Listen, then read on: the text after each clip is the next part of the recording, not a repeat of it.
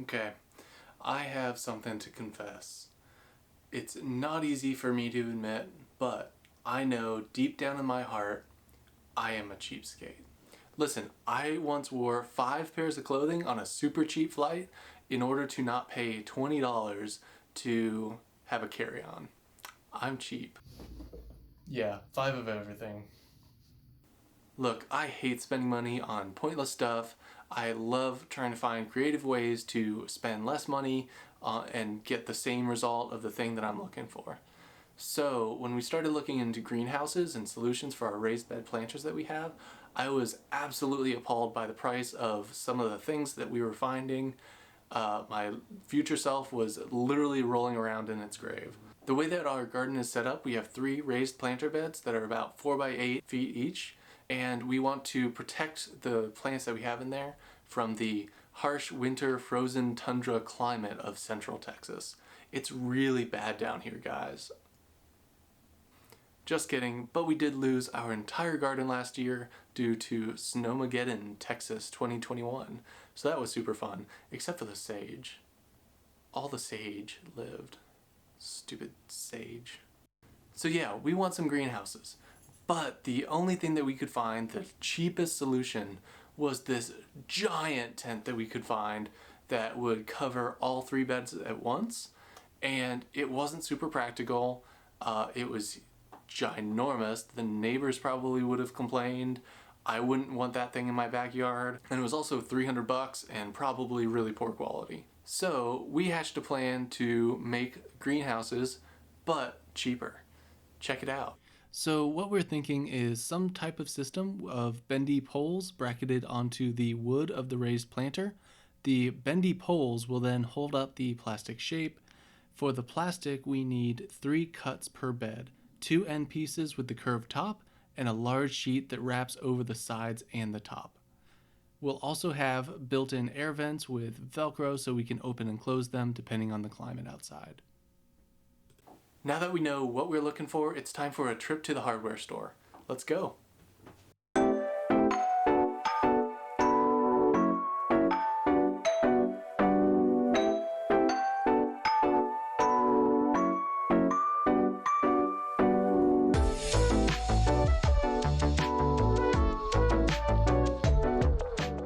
First up, plastic. We did the math and we'll need 1 roll per bed. And we found some bendy poles, also known as conduit. I think these are gonna work just perfectly. So the total came out to be $125 for all 3 beds. That's about $40 per bed. Not bad considering the alternatives we had. While this plastic says clear, it's not entirely clear, but it's clear enough for our current uses, so we're going to give it a shot. We're going to cut off about a foot off of the end just so we can do some strength testing on the various connections that we're going to try today. So I'm just going to cut up a couple equally sized pieces that we can test against each other. So here Brad's helping me out by putting a line of hot glue across the top here, and I'm just doing it kind of a couple inches at a time because otherwise the hot glue would cool off before I could stick the plastic down.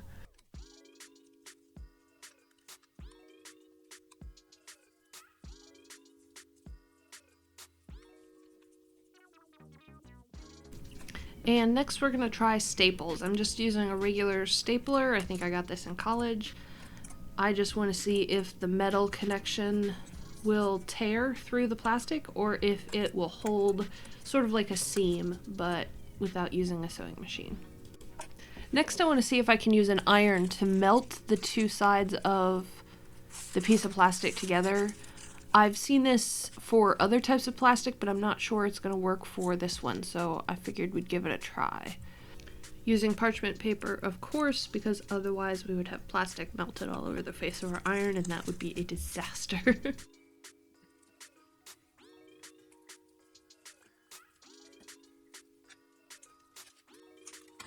So we have this grommet kit and we're going to give that a whirl, see if it gives us the sort of connection that we're looking for on this greenhouse.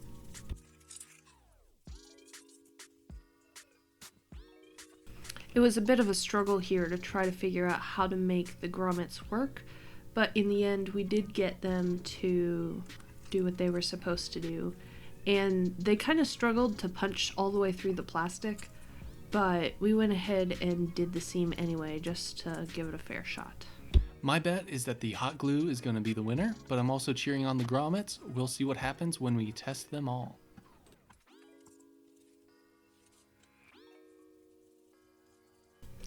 And now for the strength test. This is the hot glue strength test take 1. Making sure that we apply the force evenly.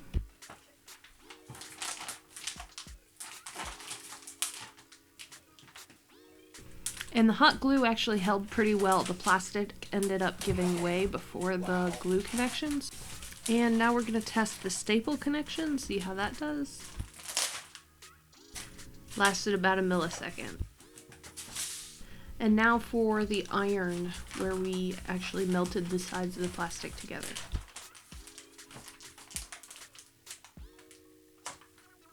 Again, the plastic definitely gave way long before the seam gave any indication that it was going to fail.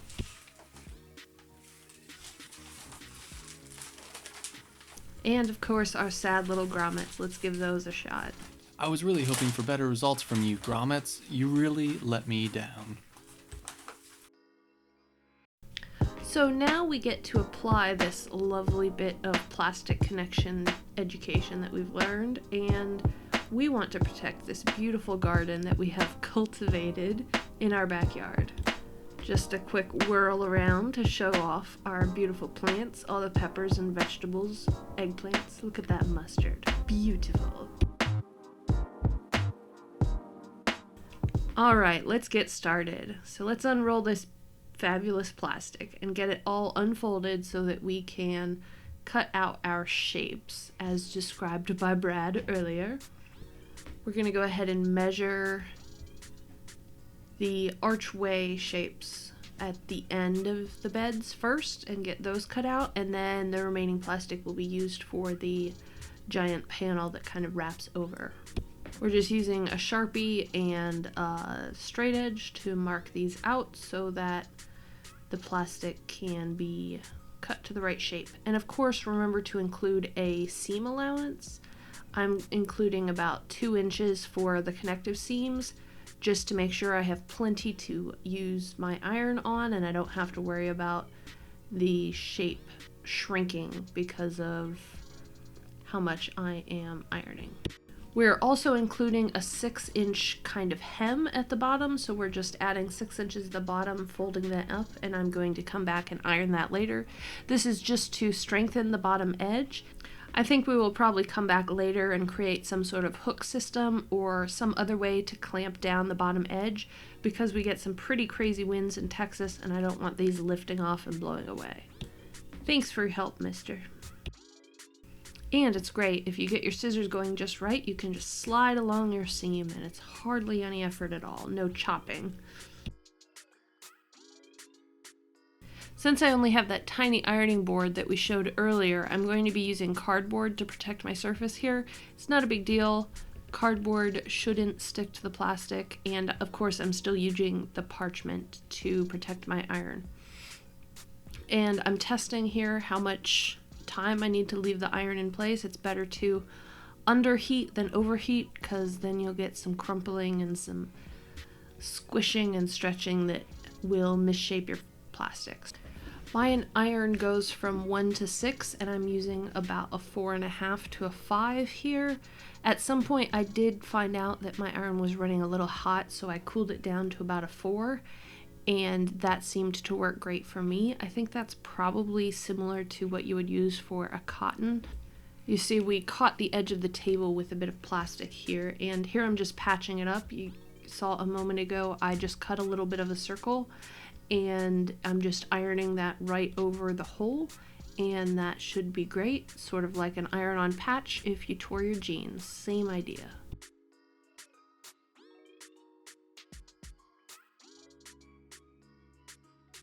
You'll get the hang of it as it goes along, and it actually turns out to be a pretty quick process.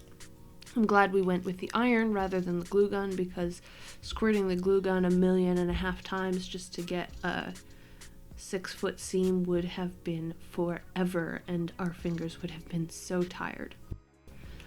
So here I'm working along the curved edge, which I had to go in about 4 to 6 inch segments just to make sure that my curve was maintained.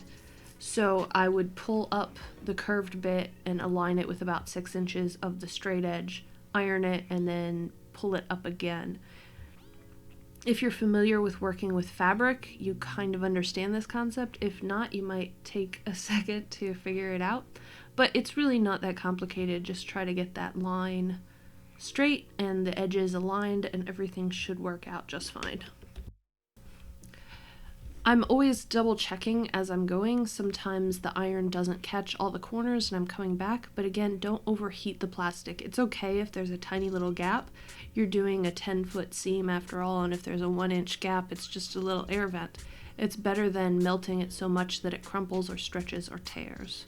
We want to be careful with the integrity of the strength of the plastic. These giant bits of plastic were quite tedious to work with, and I definitely recommend having someone to help you get everything straightened out and pulled in the right direction, or else you might go crazy. And of course, always be careful with that parchment, because if that iron goes off the edge, you have a sticky situation on your hands.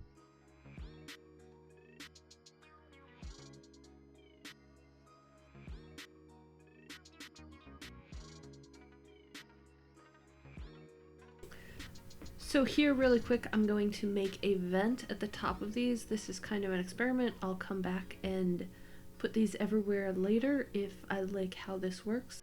I'm just going to cut a really quick hole here. I'm doing about a 6 to 8 inch hole.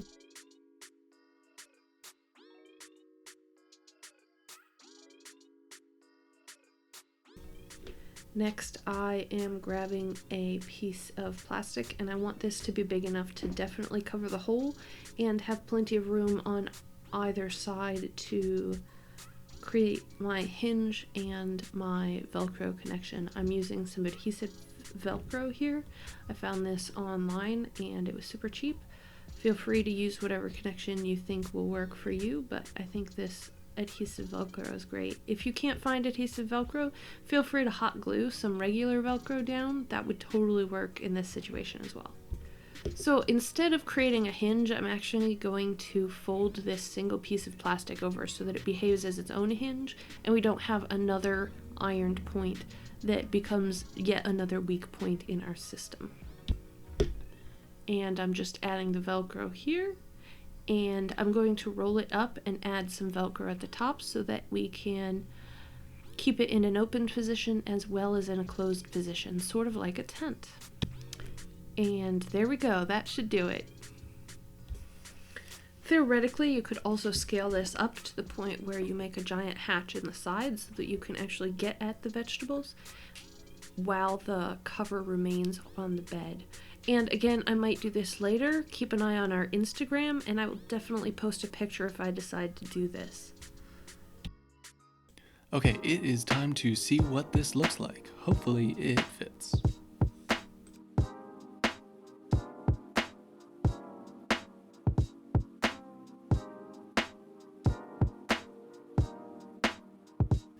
Oh, these turned out so great. We haven't gotten to the last one quite yet, but the two that we have done are looking really good.